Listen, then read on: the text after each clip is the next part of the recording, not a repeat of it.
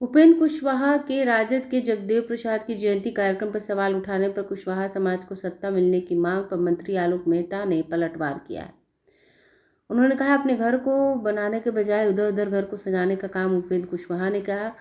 उपेंद्र कुशवाहा के पैर में चक्का लगा हुआ जो कहीं टिकते नहीं है। जातीय राजनीति में उनका क्या योगदान है जनता जानती है। उपेंद्र कुशवाहा अगर कुशवाहा की हिस्सेदारी की मांग कर रहे हैं तो बताएं कि उनका क्या क्या योगदान है जदयू को मजबूत करने में। उन्होंने समानता लाने की बात कही थी और ऊंच नीच था उसी को समान बनाने की बात कही थी।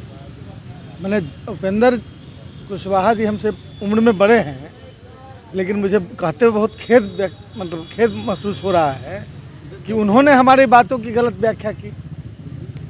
हम भी तो बराबरी की बात कर रहे हैं, वो भी बराबरी की बात कर रहे थे, लेकिन सिर्फ बात नहीं कर रहे थे, गैर बराबरी थी उसको बराबर करने की बात कर रहे थे।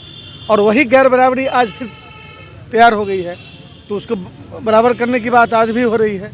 तो इसका जो विश्लेषण है वो अलग अलग तरीके से अपने बचने के लिए लोग विश्लेषण कर रहे हैं, लेकिन सच बात यह है कि जगदेव बाबू जी ने कहा था उस बातों को मैं बोल रहा हूँ। हमारी पार्टी बोल रही है, हमारी पार्टी उस स्टैंड पर है। सवाल ये भी है, कह रहे हैं कि जो त्रिवेणी जो बात हुई थी कुर्मी, यादव और कुशवाहा, तो अब मौका जो है अब ये कुशवाहा की बारी है, कुशवाहा को सत्ता मिलनी चाहिए। नहीं, ये बारी है कि टिकट कटाना है लाइन में लग के।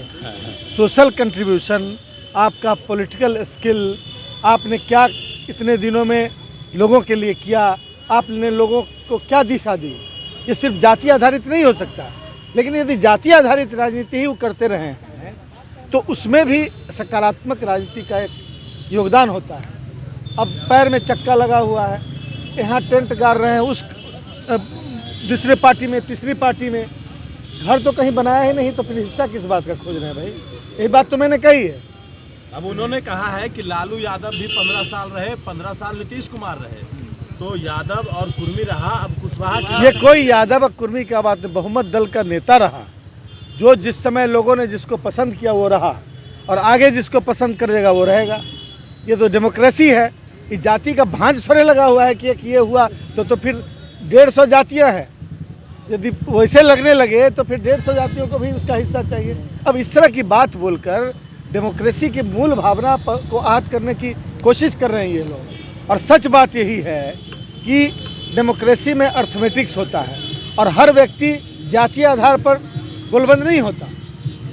मैंने कई जातियां हैं जो विभिन्न विचारों के साथ रही हैं, और लेकिन यह बात सही है कि जगदेव बाबू और जननायक कर्पूरी ठाकुर और डॉक्टर राम मनोहर लोहिया का जो रास्ता है वो समाजवाद से ओतप्रोत रास्ता है, और वही भारत के समाजवादी सिद्धांत और इसके संविधान और इसकी डेमोक्रेसी के अनुरूप है।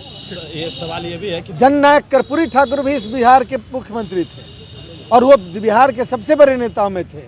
उनकी जाति का कहाँ कोई गोलबंदी हुआ, उनकी जाति को भांज के आधार पर तो नहीं दिया गया। तो ये तर्क बिल्कुल गलत तर्क है कि कोई जाति के नाम पर आप अपना व्यक्तित्व यदि विकसित कर लिए होते, एक पार्टी में अस्थायी रह गए होते और लोगों का विश्वास और पार्टी का विश्वास यदि जीत लिए होते तो शायद अभी तक एक बार मौका मिल गया होता। ये इस बात को रियलाइज करना चाहिए। अगर आपने अभी तक हमारे चैनल को सब्सक्राइब नहीं किया है तो हमारे चैनल को जल्द से जल्द सब्सक्राइब करें, लाइक करें, शेयर करें और कमेंट करें। क्या आप पत्रकारिता के क्षेत्र में अपना कैरियर बनाना चाहते हैं? तो आज ही Royal Ashoka Institute of Mass Communication and Journalism में अपनी जगह सुनिश्चित करें।